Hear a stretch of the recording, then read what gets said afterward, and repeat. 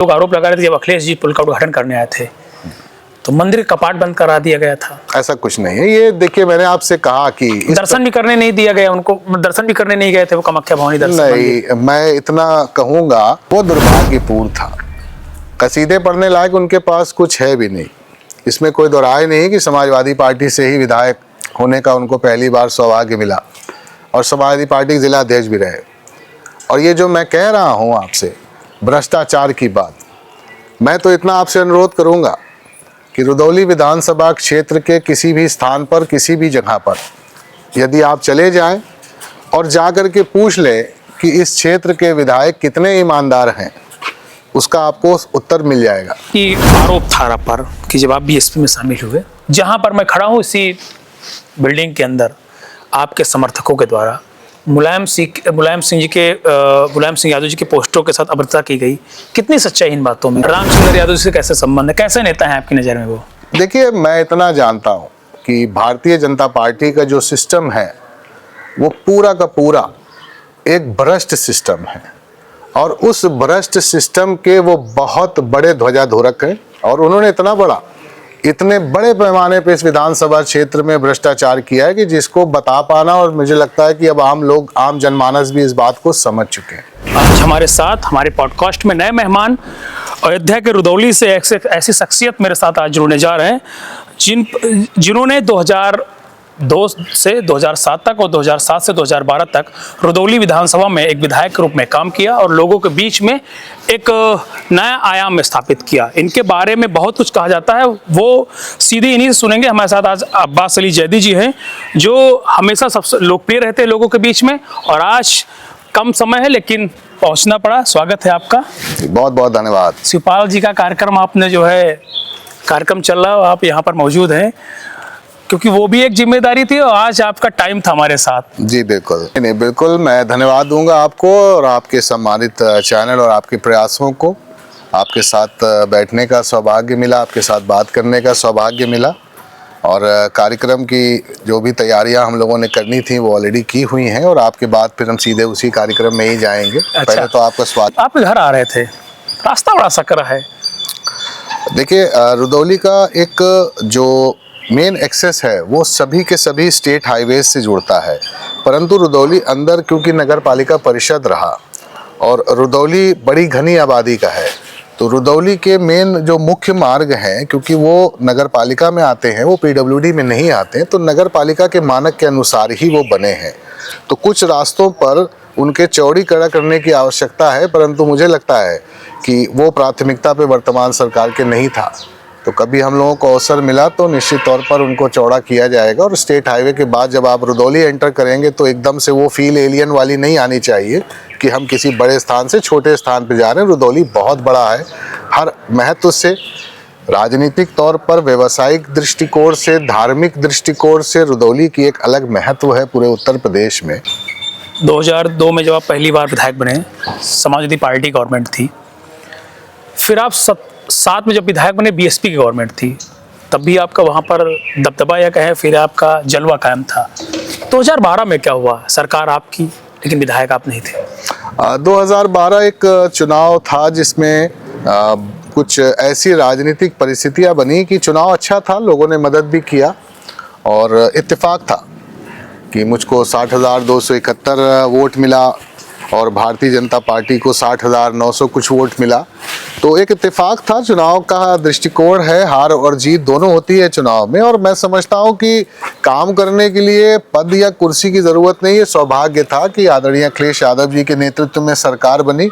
तो 2012 से 2017 में व्यक्तिगत तौर पर मैं भले ही विधायक न रहा हूँ, लेकिन कम से कम रुदौली का अहित नहीं होने पाया। धन्यवाद दूंगा आदरणीय अखिलेश यादव जी को कि 700 करोड़ से ज़्यादा की परियोजनाएँ रुदौली को स्वीकृत हुई और रुदौली में चरम सीमा, रुदौली के धरातल पर जो मूलभूत परेशानियां थी रुदौली की, उस पर हम लोगों ने काम किया। आपको हैरत होगी कि सन 85-88 तक सैदपुर से लेकर के और हंसराजपुर तक जो गोमती जी के किनारे गांव बसे हैं, वहाँ गोमती जी का पानी सीधा लोग सेवन करते थे।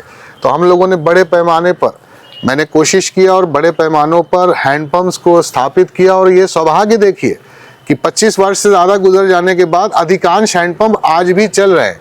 जो वर्तमान सरकार में हैंडपंप्स लगे हैं 2 साल में खराब हुए हैं, लेकिन वो 25 साल के आज भी चल रहे हैं। और जहां जाते हैं हम लोग तो मुझे खुशी होती है, लोग कहते हैं कि भैया ये हैंडपंप आपके समय पे लगा था और वो चल रहा तो है। इसका मतलब है जो वर्तमान सरकार में हैंडपंप लग रहे हैं, भ्रष्टाचार चरम पे है। वर्तमान सरकार में भ्रष्टाचार के बारे में मैं इतना कहूंगा कि वो तमाम कीर्तिमानों को स्थापित कर दिया है। और भ्रष्टाचार का ये आलम है, मैं आपको बताऊंगा। जो सड़कें रिन्यूअल, आप जिन सड़कों से होकर के आप आए उनकी कंडीशन आपने देखी। अगर आप जानकारी करेंगे, आप बड़ा चैनल है, आप बड़े पत्रकार है, अगर आप जानकारी करेंगे तो इन सब पर पैसा आता है। रिन्यूअल भी कागज पे होता है लेकिन मौके पे नहीं हो रहा। कौन खा लेता है? पूरा सब मिलके खाते हैं। ये अच्छाई है भारतीय जनता पार्टी में कि इसके जनप्रतिनिधि और इसके साथ में काम करने वाले जो कार्यदायी संस्था है वो सब मिलके ही खाते हैं, बराबर का हिस्सा लगा के खाते हैं। और देखिए, अंतोगतवा नुकसान इस विधानसभा क्षेत्र का होता है। और सबसे बड़ा नुकसान तब होता है कि जब आप राजनीति में अपने क्षेत्र को अपने वोटर्स की आंख से देखना शुरू कर देते हैं। हम लोगों ने कभी ये काम नहीं किया। मैं आपको उदाहरण के रूप में कहना चाहता हूँ, जब हम लोगों ने एजुकेशन को बढ़ाना देना शुरू किया तो इसमें तमाम ऐसे भी विद्यालय थे जो हमारी विचारधारा से एकदम विपरीत थे। हो सकता है संघ की विचारधारा से जुड़े, लेकिन जब उनके डेवलपमेंट की, क्योंकि आफ्टर ऑल काम तो पढ़ते तो हमारे ही क्षेत्र के बच्चे थे, हम लोगों ने उनको भी डेवलप किया, उनको भी प्रमोट किया, उनको भी आर्थिक रूप से स्ट्रॉन्ग करने का काम किया।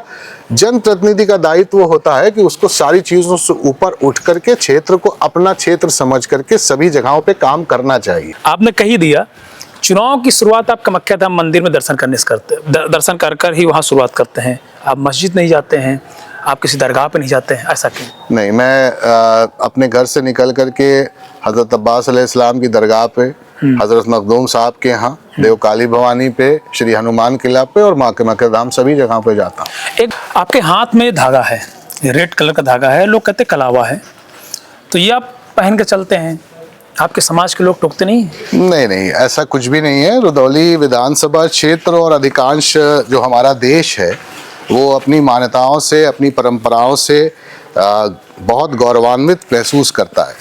और विधानसभा क्षेत्र के बहुत सारे लोग हैं जो बहुत सारे ऐसे स्थानों पर जहाँ पर उनकी आस्था है वहाँ पर लोग जाते हैं और कुछ भी लेके आते हैं प्रसाद के रूप में, तबर्रुक के रूप में। तो वो हमारे लिए बहुत खुशी की बात होती है कि उस स्थान पर भी उन्होंने हम लोगों को याद किया। तो इस तरह हमारे क्षेत्र के लोग गए थे। अभी हाल में उर्स संपन्न हुआ है अजमेर शरीफ में। तो एक हमारे बहुत अच्छे मित्र हैं, बहुत अच्छे दोस्त हैं हमारे, वो आप ही के बिरादरी के थे या फिर हिंदू थे? नहीं, एक पंडित जी है, पंडित जी ने दिया जी। तो वो गए थे वहाँ दर्शन के लिए, तो मेरे लिए लेकर के आए धागा, और उन्होंने इच्छा जाहिर की कि मैं उसको अपने हाथ पे बांधूं। तो उन्होंने कहा, मैंने आपकी सुरक्षा, आपकी सेहत के लिए मैंने वहाँ बहुत प्रार्थना की अजमेर शरीफ में, तो मैं चाहता हूँ कि आप बांधें। रामचंद्र यादव से कैसे संबंध है, कैसे नेता है आपकी नज़र में वो? देखिए, मैं इतना जानता हूँ कि भारतीय जनता पार्टी का जो सिस्टम है वो पूरा का पूरा एक भ्रष्ट सिस्टम है। और उस भ्रष्ट सिस्टम के वो बहुत बड़े ध्वजाधोरक हैं। और उन्होंने इतने बड़े पैमाने पे इस विधानसभा क्षेत्र में भ्रष्टाचार किया है कि जिसको बता पाना, और मुझे लगता है कि अब आम जनमानस भी इस बात को समझ चुके हैं।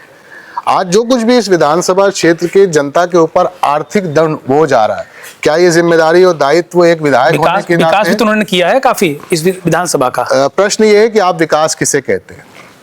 क्या सड़कों का निर्माण कराना ही विकास है? क्या किसी गांव में बिजली लगा देना ही मात्र विकास है?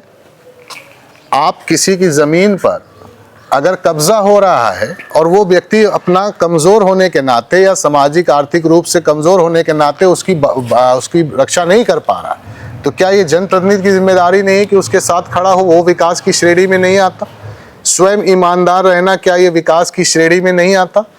सिस्टम ईमानदार नहीं? रामचंद्र यादव जी ईमानदार नहीं है आपकी नजर में? रामचंद्र यादव जी कितने ईमानदार विधायक हैं इस विधानसभा क्षेत्र का हर व्यक्ति जानता है। मैं ज्यादा इसलिए नहीं कहूंगा। नहीं, कहिए, आप कहिए। नहीं, मैंने तो आपसे कहा कि वो सामान्य से परिवार से वो थे। देखिए, जो सामान्य परिवार से थे, लोगों ने अपनी मेहनत से तरक्की किया है। बहुत सारे लोग ऐसे उदाहरण हैं। हाँ। लेकिन उन्होंने जो भी तरक्की की है वो राजनीति से तरक्की की है, और राजनीति के भ्रष्टाचार में पूरी तरह से बढ़ चढ़ के हिस्सा लेके तरक्की की। जीत कैसे जाते हैं 3 बार से लगातार विधायक? रामचंद्र यादव जी की जीत नहीं है, भारतीय जनता पार्टी के उस झूठ की जीत है कि जिस झूठ के चलते इस प्रदेश के नौजवानों को पता था कि मुझको रोजगार मिलेगा और 2 करोड़ नौकरियां मिलेंगी हर साल। भारतीय जनता पार्टी के उस झूठ की जीत थी कि जिस भारतीय जनता पार्टी ने कहा था सबके सम्मान की रक्षा हमारी होगी, और सबसे ज्यादा इस विधानसभा क्षेत्र में अगर अपमान हुआ है तो भारतीय जनता पार्टी को वोट देने वाले लोगों का ही अपमान हुआ है। तो रामचंद्र जी के बारे में सवाल आपसे पूछ रहे थे, बहुत सामान्य परिवार से आते हैं, आप आरोप लगा रहे हैं कि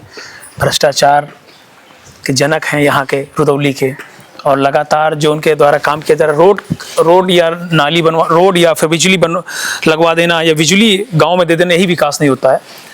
लेकिन मैंने एक स्टेटमेंट आपका देखा था, आप भी एक मंच पे थे और रामचंद्र यादव जी भी एक मंच पे थे, बड़े कसीदे आपने पढ़े थे उनके। जिस स्टेटमेंट की आप बात कर रहे हैं, उस स्टेटमेंट को जिस तरह से रखा गया वो दुर्भाग्यपूर्ण था। कसीदे पढ़ने लायक उनके पास कुछ है भी नहीं, इसमें कोई दो राय नहीं कि समाजवादी पार्टी से ही विधायक होने का उनको पहली बार सौभाग्य मिला और समाजवादी पार्टी के जिला अध्यक्ष भी रहे। और ये जो मैं कह रहा हूँ आपसे भ्रष्टाचार की बात, मैं तो इतना आपसे अनुरोध करूँगा कि रुदौली विधानसभा क्षेत्र के किसी भी स्थान पर, किसी भी जगह पर यदि आप चले जाएं और जाकर के पूछ लें कि इस क्षेत्र के विधायक कितने ईमानदार हैं, उसका आपको उत्तर मिल जाएगा। और मैं तो आपसे अनुरोध करूंगा कि आप छोड़ दें समाजवादी पार्टी के वोटरों को, आप भारतीय जनता पार्टी के ही पदाधिकारी और वोटरों से पूछ लीजिए कि उनके विधायक कितने ईमानदार हैं, आपको आपके प्रश्न का उत्तर मिल जाएगा। विधायक तो अगर खुश ना होते क्यों 40,000 से वोट से जीतते, लगातार एमएलए बन रहे हैं तो उन्हीं की पार्टी के लोग तो जिता रहे हैं उनको लगातार, भाई उनके पार्टी के लोग। देखिए सौभाग्य था उनका पिछली बार, और हम लोगों का दुर्भाग्य था कि कुछ राजनीतिक परिस्थितियां ऐसी उत्पन्न हो गई कि जिसकी वजह से ऐसा उनको हुआ है। और भारतीय जनता पार्टी का झूठ, भारतीय जनता पार्टी जिस तरीके से जातियों का संघर्ष करा रही है उत्तर प्रदेश में, जिस तरीके से समाज को बांटने का काम कर रही है और जिस तरीके से अपने किए हुए एक भी वादे को पूरा नहीं किया है, भारतीय जनता पार्टी के चुनाव निशान पर लड़ने वाले लोगों को मैं इतना ही कहना चाहता हूं कि 2027 में उत्तर प्रदेश की जनता आपको माफ नहीं करेगी और उत्तर प्रदेश में आदरणीय अखिलेश यादव जी के नेतृत्व वाली बड़ी मजबूत सरकार बनकर आएगी। सपा अगर टिकट नहीं देती है तो रुश्दी जी क्या करेंगे? समाजवादी पार्टी के पक्ष में हम लोग प्रचार करेंगे और समाजवादी पार्टी के पक्ष में मतदान करेंगे। समाजवादी पार्टी अगर मुझको चुनाव नहीं लड़ाती है तब भी समाजवादी पार्टी के राष्ट्रीय अध्यक्ष जी का जो भी आदेश होगा, जिसको भी वो चुनाव लड़ाएंगे, हम सभी समाजवादी पार्टी के कार्यकर्ता एकजुट होकर के उसको जिताने का काम करेंगे। बसपा में क्यों चले गए थे आप 22 में? देखिए मैंने आपको इस प्रश्न का उत्तर देना शुरू किया था, बात कट गई थी। मैं इतना कहना चाहता हूं, मैं राजनीति में किसी कुर्सी या पद की वजह से नहीं रहता, उसकी लालच की वजह से नहीं। जब आप एक क्षेत्र के विधायक हो जाते हैं तो लोगों का व्यक्तिगत आपसे जुड़ाव हो जाता है। एक बहुत बड़ी तादाद है इस विधानसभा क्षेत्र में जो हम लोगों के ऊपर निर्भर है और हम लोग उनके ऊपर निर्भर हैं। राजनीति की कुछ परिस्थितियां ऐसी आती हैं जो असमान और साधारण परिस्थितियां होती हैं।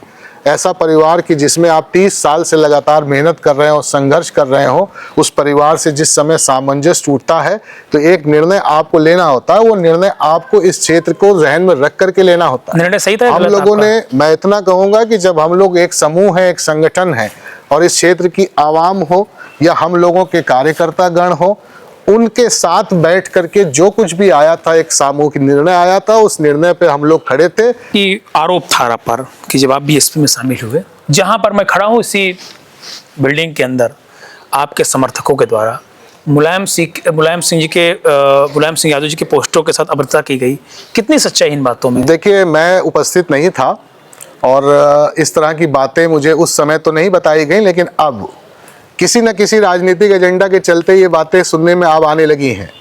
मैं एक बात जानता हूं, जिस विधानसभा क्षेत्र में जान करके मुझे पता है कि ये व्यक्ति मुझे वोट नहीं करता, ये परिवार वोट नहीं देता, मेरी निगाह उसके कदमों पर रहती है, मैं उसका सम्मान इतना करने की कोशिश करता हूं, तो वो मुलायम सिंह यादव जी, वो समाजवादी पार्टी की जो मेरे रोम रोम और मेरे कण-कण में बसती हो, उसके नेता के साथ इस तरह का कृत्य का अगर मैं समर्थन करूंगा और ऐसा कोई सोचता है। नहीं, आपने नहीं किया, आपके समर्थकों ने रोष में आके किया था। देखिए मेरा कोई भी समर्थक 30 वर्ष से जो मेरे साथ था वो सब समाजवादी के ही समर्थक थे, हम लोग किसी और दल में नहीं रहे। समर्थकों के लिए आप पुलिस से भिड़ जाते हैं, ऐसा भी था? समर्थकों के लिए किसी से भी भिड़ा जा सकता है, जब राजनीतिक परिस्थितियों से लड़ा जा सकता है तो पुलिस और प्रशासन से भी लड़ा जा सकता है। आरोप भी लगा था आप पर, सजा भी शायद?